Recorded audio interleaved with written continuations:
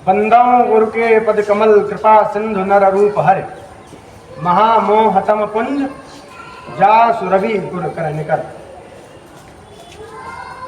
सर्वप्रथम वाणी बुद्धि एवं विद्या की अधिष्ठात्री देवी माता सरस्वती को प्रणाम करता हूँ। सम्मानित मंच, आदरणीय प्रधानाचार्य महोदय, प्रबंधक महोदय, पूज्य शिक्षकगण एवं मेरे प्रिय मित्रगण, जैसा कि वर्तमान में आपको पता चला, पुस्तक चाणक्य चरितावली अखंड भारत की ओर एक खंडकाव्य हम सभी के समक्ष अभी प्रस्तुत हुआ। इसी मंच से मैंने लगभग 6 से 7 माह पूर्व एक घोषणा की थी कि मैं एक खंडकाव्य लिख रहा हूं जो कि आचार्य चाणक्य के ऊपर होने वाला है। इससे भी संयोग की बात यह है कि उस समय इस खंडकाव्य मात्र 2 सर्ग लिखा हुआ था। वर्तमान में इसमें 6 सर्ग हैं, यानी 6 chapters. At that time it was only 2। तो इससे पूर्व बहुत सारे मित्रों के ऐसे प्रश्न थे कि इतिहास में कई सारे विषय हैं, कई योद्धा हुए हैं, अनेकों इतिहास में लोग ऐसे हैं जिन्होंने कुछ ना कुछ राष्ट्र को दिया है, लेकिन आचार्य चाणक्य ही क्यों? तो आपको इससे एक बात मैं आपको बताऊं, इतिहास में आचार्य चाणक्य जितना विस्तृत चरित्र किसी का भी नहीं है। सबसे पहले तो सबसे महत्वपूर्ण बात यह है कि आचार्य चाणक्य सर्वप्रथम एक आचार्य हैं जो कि सत्ता परिवर्तक के रूप में जाने जाते हैं।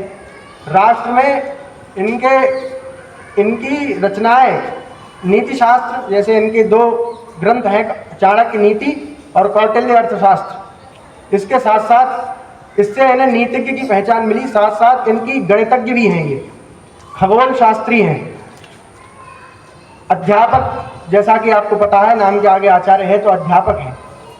उसके बाद एक योद्धा है ये, और युद्ध नीति में निपुण, सत्ता परिवर्तक, युग सुधारक, कई सारे चरित्र। इतना कुछ कोई व्यक्ति कैसे हो सकता है? ताकि सर ने कहा कि इसकी व्यक्ति की अपनी प्रतिभा थी। मैं सर की बात का आदर करता हूँ, लेकिन इसमें जो मुझे लगता है, जैसा मेरे आचार्य चरणों ने जो भी, उनके ही कृपा प्रभाव से मैं एक शब्द भी लिख पाया।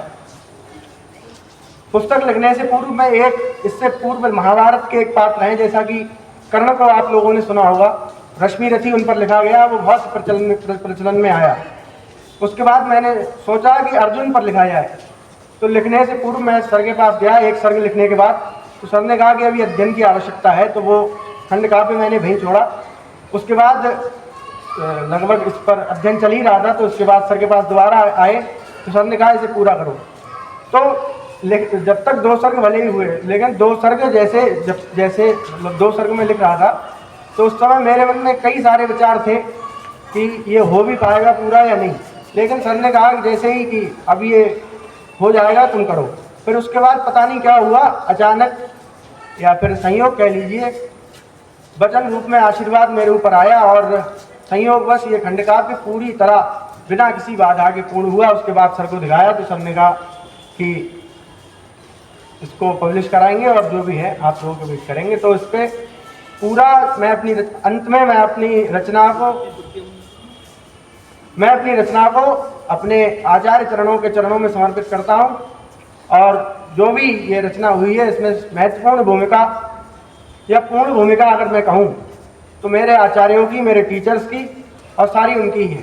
व्यक्तिगत मेरा कोई भी इसमें पुरुषार्थ नहीं है। मैं आपको बताऊं, यदि आप चाहें तो आप भी कर सकते हैं, लेकिन एक जो इसके लिए वो होगी वो ये कि आपको अपने अपने चाणक्य के चरण पकड़ के रखने हैं। इसके लिए इसी के साथ धन्यवाद। और